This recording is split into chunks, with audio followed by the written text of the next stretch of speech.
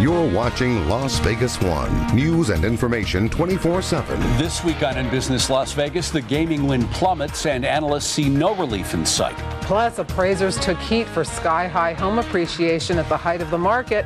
Has the pendulum swung too far the other way? And the IRS and state lawmakers turn up the heat in the probe involving local plastic surgeons. In Business Las Vegas. Next. Now from Las Vegas 1, this is In Business Las Vegas. Welcome to this edition of In Business Las Vegas, your source for the top business news of the week. From the resources of the Las Vegas Sun, Channel 8 Eyewitness News, and In Business Las Vegas. Right now, let's take a look at our top story. Visitation to Las Vegas fell in April, but it was the smallest year-over-year decline in 11 months. The Las Vegas Convention and Visitors Authority reports 3.17 million people came here in April.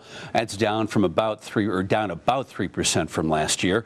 Year-to-date through April, visitation is down just over 7%.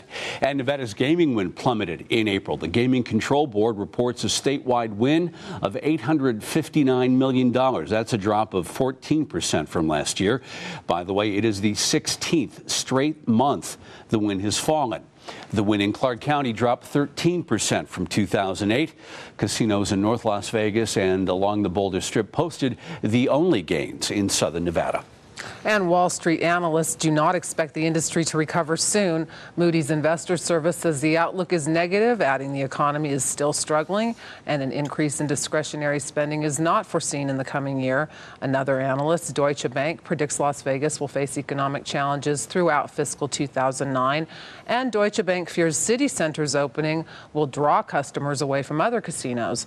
But the president and CEO of the Las Vegas Convention and Visitors Authority, Rossi Rollencotter, told In Business City Center will generate buzz. City Center is going to create a tremendous amount of publicity and attention on Las Vegas.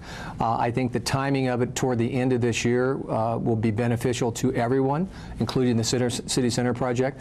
But at that time, when the economy, we believe, will start to show some healthy signs, they'll come on board. And so it's new product, it's new entertainment opportunities, dining, shopping, all of that.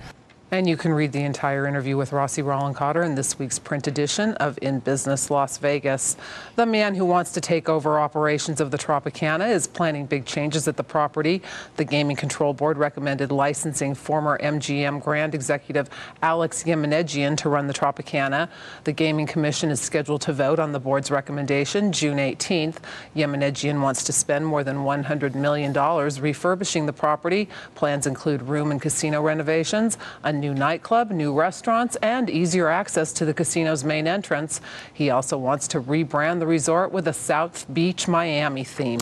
Dana, construction workers in Nevada will soon be required to have more safety training. Governor Gibbons signed Assembly Bill 148 into law this week. The measure requires workers to attend a 10-hour health and safety course within 15 days of being hired. Supervisors will have to take 30 hours of training. Employers will be required to suspend or fire any employee who does not provide proof that they completed the training. The law, by the way, takes effect January 1st. The legislation was spurred on by the Las Vegas Sun's Pulitzer Prize-winning series on construction deaths on the Strip. And a California man is suing local cab companies, limousine companies, and strip clubs for allegedly running a $40 million a year kickback scheme. The suit centers around the long-running practice by strip clubs of paying cabs and limo drivers to bring passengers to their clubs. The suit claims drivers receive as much as $100 per passenger. Attorneys for the plaintiff allege the defendants are violating Nevada's racketeering and deceptive trade laws. The lawsuit also claims the alleged practice is costing federal, state, and local governments millions of dollars in lost tax revenue. Foreclosed properties are bringing multiple offers, so why are the deals falling apart? Plus, they were accused of being in cahoots when home values were high. Now appraisers are taking heat for plummeting prices. Don't go away.